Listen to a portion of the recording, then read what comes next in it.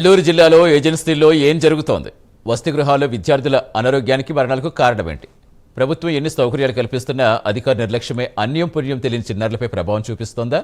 సంక్షేమ హాస్టల్లో విద్యార్థిని అస్వస్థతకు మరణాలకు కారణం ఎవరు? గిరిజనుల ఆవేదన ఏంటి? ఈ అధికారులు కాపాడుకోవడానికి ఈ స్టాఫ్ కాపాడుకోవడానికి తప్ప కానీ ఇంత చనిపోతున్నా ఈ రోజు ఇక్కడ జరిగింది మన పిల్లలు జరగవచ్చు.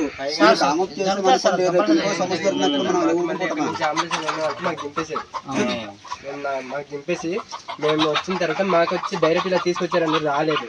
డైరెక్ట్ మాకు చింతలకి తీసుకెళ్తారు.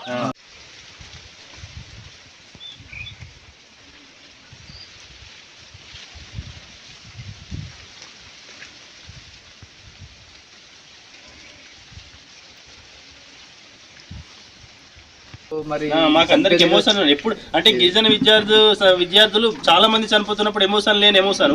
నిన్న ఈ పాప నందిని పాప చనిపోతే మరి ఎందుకంత ఎమోషన్ వచ్చింది పోలీస్ వ్యవస్థకంతా కూడా? అంటే కేవలం అల్లూరు జిల్లా సంక్షేమ వసతి గృహాల్లో దారుణ పరిస్థితులు నెలకొన్నాయి. వరుసగా హాస్టల్స్లో ఉండే విద్యార్థులు అనునిత్యం అనారోగ్యానికి గురవుతుంటే మరికొందరు మరణిస్తున్నారు. ఇంత జరుగుతుంటే అధికారులు మాత్రం ఏ చల్లలేదని స్థానికులు తీవ్రస్థాయిలో మండిపడుతున్నారు. అభం శుభం తెలియని చిన్నారులు తమ బిడ్డలను సంక్షేమ వసతి గృహాలకు పంపి చదివించుకుని ప్రయోజకులను చేయాలనుకుంటే కొందరి నిర్లక్ష్యం వారి ఆశలు ముంచేస్తోంది. ప్రభుత్వం తరపున పనిచేసే సిబ్బంది నిర్లక్ష్యపు ధోరణితో చాలా మంది పిల్లలు విగత జీవులుగా మారిపోతున్నారని ఆవేదన వ్యక్తం చేస్తున్నారు గిరిజనులు. కూతురు చనిపోయిందంటే ఏ వెళ్ళి ఆ శవం కన్నా చూద్దామా అని నేను ఆలోచించుకుని వస్తే ఇటు శవం లేదు, ఏట్ లేదు, బర్డ్ లేదు, ఏం రా ఇంటి వారు రాలేదు అని చెప్తే లేదు ఇలాగ బాడ తిప్పేసినారు అని అన్నారు సార్. అందుకే రోడ్డు మార్చేస్తే టీచర్స్ వెళ్ళి తిట్టాను సార్. ఎందుకు వంట పెట్టి తాలింపు చూసుకుని వచ్చావా మేడమ్? నా కోడలికి ఏం సార్ తప్పు చేసిందని నేరం చేసిన బాగా తిట్టాను. తిడితే సీఏ గారు పోలీసు వద్దు అమ్మా నువ్వేమవుతున్నావు, ఆ పిల్లకి ఏమవుతున్నా మేన కోడాలండి, నాకు కడుపు కాలేదా, ఇంతవరకు ఏం తప్పు చేసిందండి ఆ మాపు చేసేస్తారా? ఎవరికి నరికిందా పొడిసిందా టీచర్కి పొడిసిందయా చెప్పవని గట్టిగా వార్నం ఇచ్చాను సార్. అంతే తీయండి రా బండి తీయనని వారు బండికి వచ్చారు, నేను నడిచి వచ్చాను. నందిని తుర్కాల వలస చదువుకుంటున్నది. మనకి జబ్బు నీర్చమని హెచ్ఎం మేడం గారు ఫోన్ చేశారు. ఫోన్ చేస్తే నేను వెళ్ళాను. లేదు మేడం నేను ఇంటికి తీసుకెళ్ళిపోతాను అనేసి అన్నా.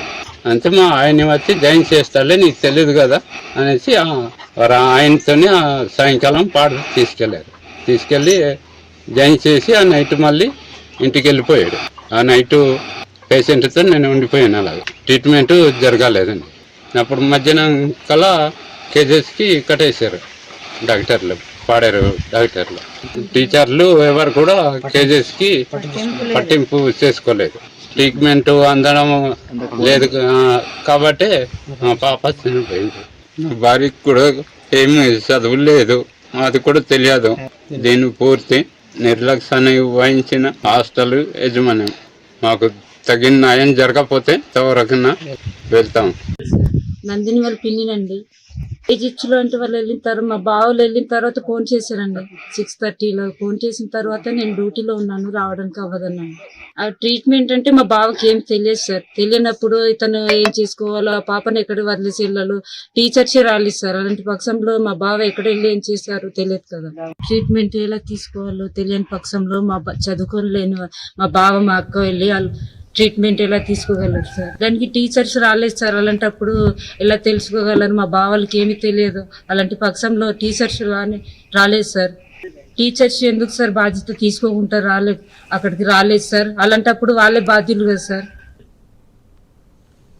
తాజాగా అల్లూరు జిల్లా అరకు నియోజకవర్గం పెదబయలు మండలం తురుకుల వలస పాఠశాలలో 6వ తరగతి చదువుతున్న విద్యార్థిని నందిని మృతి చెందింది. ఈ విద్యార్థిని మృతి ఇప్పుడు జిల్లా వ్యాప్తంగా సంచలనం రేపుతోంది.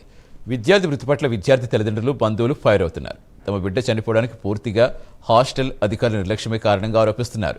రోడ్డుపై బైఠాయించి తమ ఆవేదన వెళ్లగక్కారు. విద్యార్థిని కుటుంబానికి నష్టపరిహారం చెల్లించాలని డిమాండ్ చేశారు. ఈ ఘటనపై అధికారులు స్పందించాలని మండిపడ్డారు. ఎమోషన్ ఎప్పుడు అంటే గిరిజన విద్యార్థులు చాలా మంది చనిపోతున్నప్పుడు ఎమోషన్ లేని ఎమోషన్. నిన్న ఈ పాప నందిని పాప చనిపోతే మరి ఎందుకంత ఎమోషన్ వచ్చింది పోలీస్ వ్యవస్థకంతా కూడా?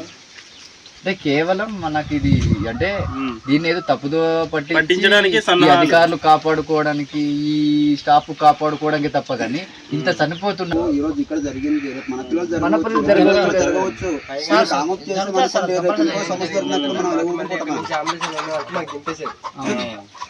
మాకు దింపేసి మేము వచ్చిన తర్వాత మాకు వచ్చి డైరెక్ట్ ఇలా తీసుకొచ్చారండి, రాలేదు. డైరెక్ట్ మాకు చింతలేది తీసుకెళ్తారు.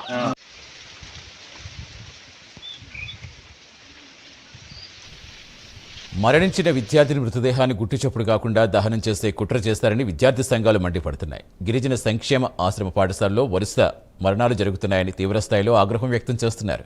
తాజాగా విద్యార్థిని మరణానికి గత మరణాలకు కారణం ఎవరిని ప్రశ్నిస్తున్నారు. బాధిత విద్యార్థిని తల్లిదండ్రుల అమాయకత్వాన్ని ఆసరాగా చేసుకుని విద్యార్థిని మృతిని వెలుగులోకి రాకుండా చేసే ప్రయత్నం చేస్తారని ఆరోపించారు. సుమారుగా ఒక 16 హాస్టల్లో చూసుకున్నట్లయితే ఒక 30-31 మంది వరకు ఈ రోజు ఆడపిల్లలే చనిపోతున్నారంటే దానికి ప్రధాన కారణం ఏంటంటే అక్కడ పర్యవేక్షణ లోపం. విద్యార్థి శాఖ అధికారులు పర్యవేక్షణ చేయట్లేదు. ఆ లోపల ఏం జరుగుతుందో, అసలు ఏ విధంగా ఆ మెను సక్రమంగా అమలవుతుందో లేదో తెలియని పరిస్థితి. ఒకవేళ మాకు ఫుడ్ గాని బాగోలేదు, ఇక్కడ పరిస్థితులు బాగాలేదు, మౌలిక సదుపాయాలు బాగాలేదని చెప్పేసి ఎవరైనా స్టూడెంట్స్ ముందుకు వచ్చి అడిగితే వాళ్ళకి భయభ్రాంతులు చేసేటువంటి పరిస్థితి వస్తుంది. ఆఖరికి ఈ విద్యార్థులు మరణాల దాకా తీసుకొచ్చేటువంటి పరిస్థితి వస్తుంది. కాబట్టి దయచేసి ఏదైతే ఇది మారాలి, ఖచ్చితంగా మాకు ఎలవ్ లేదు కాబట్టి సంబంధించినటువంటి విద్యాశాఖ అధికారులు దాని పర్యవేక్షణలో ఉండాలని చెప్పేసి ఈ సందర్భంగా కోరుతా ఉన్నాం. నిన్న 6వ తరగతి వంతల నందిని పాప చనిపోవడం జరిగింది, కేజీహెచ్లో మరణించడం జరిగింది. కానీ నిన్న మేము సంతబయల్లో వెళ్ళి వెయిట్ చేస్తూ ఉన్నాం. అంటే బాడీ తీసుకువస్తారేమో అని వెయిట్ చేస్తున్నప్పటికి కూడా ప్రతి పోలీసు డిపార్ట్మెంటు మా చుట్టూ తిరగడం, తారుమారు చేస్తూ తీసుకురావడం చాలా బాధాకరం. ఆ కేజీహెచ్ నుంచి సెగ్గెట్ నుంచి మిగతా ప్రాంతాల్లో ఆగుతూ వేరే రోడ్డు మార్చుతూ తీసుకురావడం చాలా బాధాకరమైన విషయం. ఇది మీడియాకు కూడా తెలియకుండా అలా తీసుకురావడం పోలీసు వాళ్ళు డిపార్ట్మెంట్ చాలా దుర్మార్గం. దీన్ని ఖండిస్తున్నాం మేము ఏఐఎస్ఎఫ్ గా. మీరు కలెక్టర్ గారు ఇది దృష్టి పెట్టుకొని పోలీస్ పై మీరు కూడా చర్యలు తీసుకోవాలని ఈ సందర్భంగా మేము డిమాండ్ చేస్తా ఉన్నాము. ఇదే ప్రభుత్వం కంపల్సరీగా స్పందించాలని కూడా ఏఐఎస్ఎఫ్ హెచ్చరిక జారీ చేస్తాం. ఈ ఘటనపై విద్యార్థిని బంధువులు, విద్యార్థి సంఘాలు ప్రైమ్ 9 న్యూస్ను ఆశ్రయించారు. తమకు న్యాయం చేయాలంటూ కోరారు. దీనిపై స్పందించిన ప్రైమ్ 9 తురకల వలస పాఠశాలలో ప్రధాన ఉపాధ్యాయుల వివరాలు అడిగి తెలుసుకుంది. అక్కడ వారు చిన్నారి అనారోగ్యంతో చనిపోయినట్టుగా తెలిపారు. మెరుగైన వైద్యం కోసం విశాఖ కేజీహెచ్కు తరలించిన ఫలితం లేకపోయిందని వార్డెన్ తెలిపారు.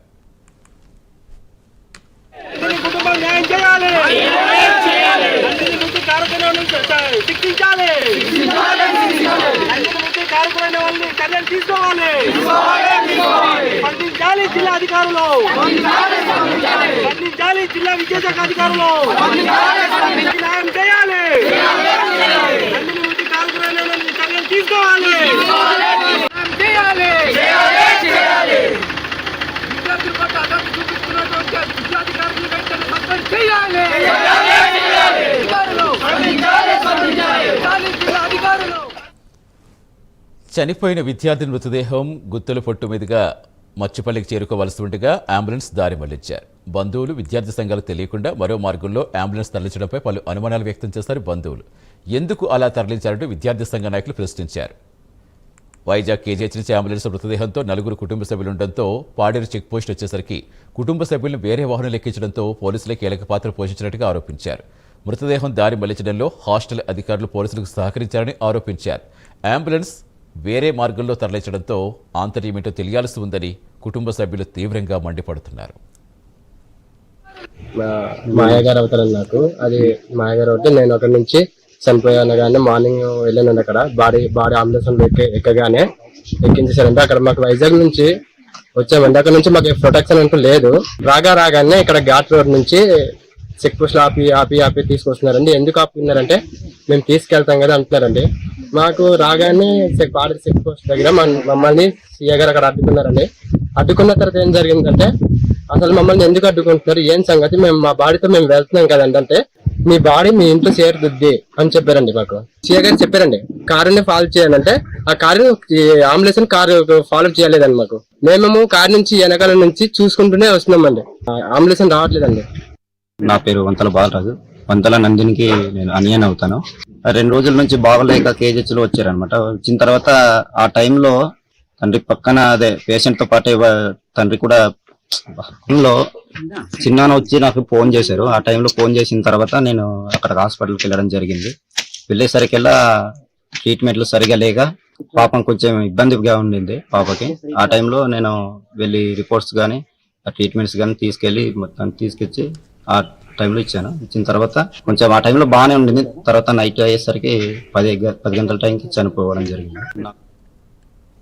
ఇకపై ఇలాంటి సంఘటనలు పునరావృతం కాకుండా తగు చర్యలు తీసుకోవాలి. తమ బిడ్డకు జరిగిన అన్యాయం ఎవరికీ జరగకుండా చూడాలని నందిని కుటుంబ సభ్యులు కోరుకుంటున్నారు.